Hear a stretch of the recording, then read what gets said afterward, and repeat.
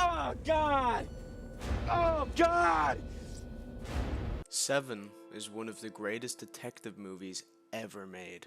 This movie took the thriller genre by storm, completely rearranging the basis of the genre itself. It introduced the genre to a new darkness and a complete sense of dread. But how far does this film really reach into the darkness? How far does this film attempt to suffocate and destroy hope itself? The flame of hope at the start of the movie is a dwindling flame which becomes stoked and rages on as a fire, but near the end of the film it once again becomes a small burst of light, surrounded in complete darkness. So how does this film accomplish that? Where do we witness the death of hope in Seven? One factor which kills hope in the film is the city itself. This city is an extension of every character and a character itself because it is constantly alive. At any moment throughout the film, we hear the noises of the outside city, constantly fighting with each other until something finally breaks out. The murders themselves, brought on by a monster created by a society of ignorance and pain. Who is left to solve these murders? Two detectives, Somerset and Millis. Both of these men carry their own hope. Somerset is retiring and leaving his role. His hope for the city, which he has lived and fought in for so long, is finally starting to die. And the only way to fix this is to leave. Somerset, in his final week, is introduced to Detective Millis, a younger man full of hope and optimism towards the world around him. The same hope and optimism which died in Somerset long ago. When their lives are brought together while trying to solve these 7 murders, Somerset is introduced to Millis's life, his wife, his dogs, his shaky-dicky house, and he's reminded of hope. The relationship between Millis and his wife is so promising, is so filled with love and hopeful. It's something to be fighting for in this world which seems so rotten and disgusting. Yet inside the buildings within the same city which kills and destroys people, there is love. This is what Somerset was fighting for originally. And when he meets Millis, the flame of hope within him is ignited again. Maybe together they can solve these murders, they can catch the killer, they can be the hope that this world needs. But for Millis and Somerset, this isn't just a battle against a genius serial killer, this is a battle against the world they're living in itself. Yet while all of this is happening, Somerset and Millis stay focused on the task of saving anyone else from a fate at the hands of this killer. And while they work through this, we see the hope of humanity. We see unity. We see communication. We see a friendship. The killer, John Doe, believes this world is done, that everything that happens is pointless. At the end of the day, evil will always win. But that just isn't true. There are small victories every day of hope and passion. And Somerset and Millis's relationship is one of these. We see two people work together to fight for something which means so much to them. This friendship is something John Doe has never felt. And so his only reaction is to take it out on the world. Because that is what people do. If we can't have something, why should anyone else? And if John Doe can't have hope himself, then why should the world?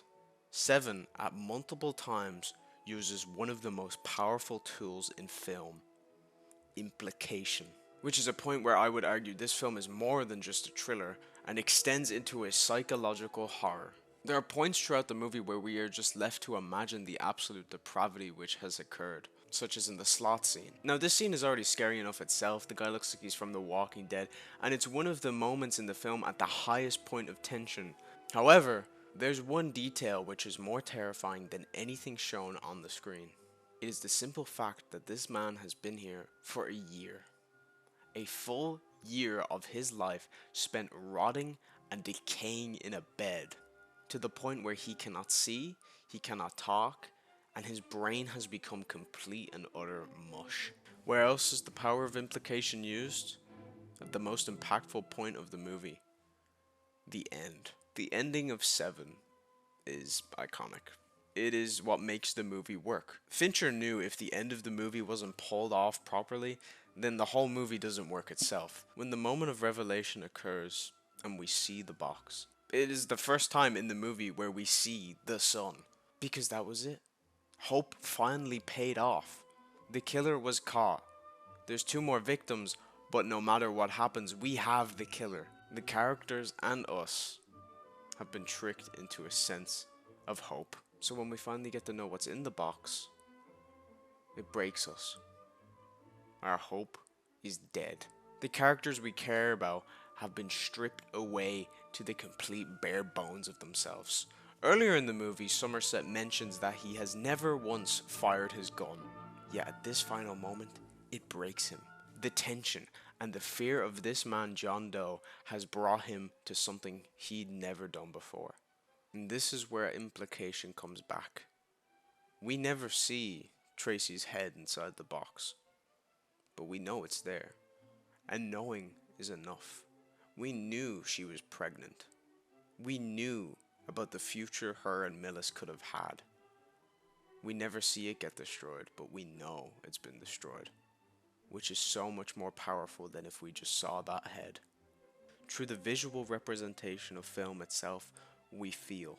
We don't have to see, because we know. Just as this moment was Somerset's breaking point, it is also Millis's. All of his future, all of his love, all of what he was fighting for is dead.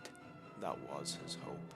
And without hope, all that's left is fear. Seven is a rare film where evil wins. John Doe, as the villain throughout the whole movie, is expected to be taken down by our heroes, by our friends. But instead, he wins. Not even to a tiny amount.